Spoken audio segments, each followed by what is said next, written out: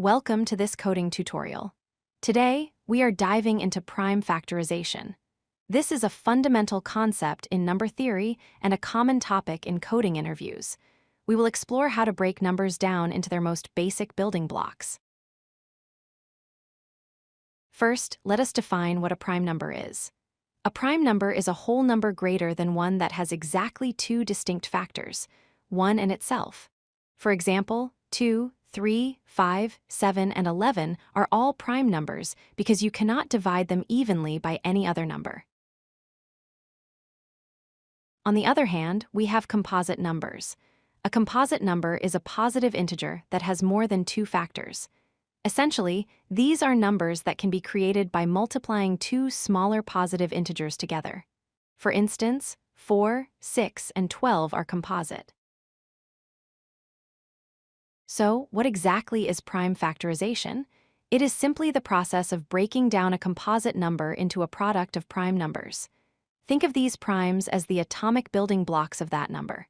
For example, 12 can be written as 2 times 2 times 3. Let's visualize this with a factor tree for the number 12. We can split 12 into 4 times 3. 3 is prime, so we stop there. 4 is not prime, so we split it further into 2 times 2. Now we have all primes at the bottom, 2, 2, and 3. Let's try a larger number like 30. We can split 30 into 15 times 2. 2 is prime. 15 is not, so we break it down into 3 times 5. Now, our leaves are 2, 3, and 5. Multiplying these together gives us back our original number, 30. Why should you care about this? Prime factorization is the backbone of modern cryptography, keeping your data secure online.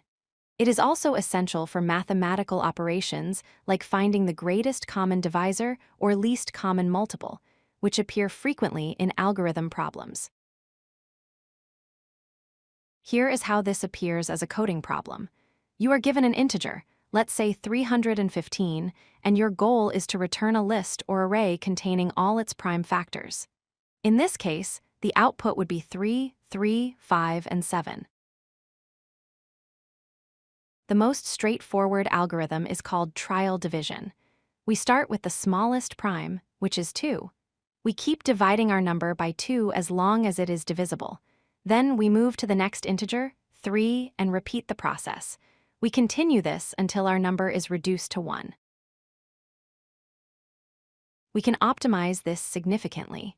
We do not need to check divisors all the way up to the number itself. We only need to check up to the square root of the number. If a number has a factor larger than its square root, the matching factor must be smaller than the square root. Here is the pseudocode. We initialize an empty list. We start a divisor at 2. We loop while d squared is less than or equal to n. Inside, we use a while loop to divide n by repeatedly if it is a factor. Finally, if n is still greater than 1 after the loop, that remainder is also a prime factor. To wrap up, prime numbers are the atoms of math. Every composite number is built from them. We can find these building blocks using trial division, and we can make our code much faster by stopping our search at the square root of the number. Thanks for watching. If you like this video, hit that like button and don't forget to subscribe. Visit codelucky.com for more such useful content.